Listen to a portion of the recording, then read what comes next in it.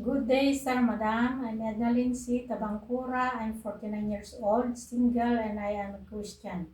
I've been working in Hong Kong for 15 years with 7 employers. My duties are taking care of elderly, taking care of kids, cooking, cleaning, ironing, marketing, sometimes picking up the kids to school. I prefer to work alone. I prefer to take care elderly, kids, adults.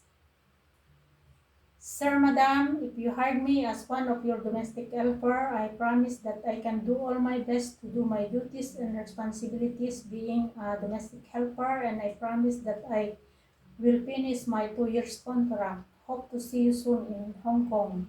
Thank you and God bless.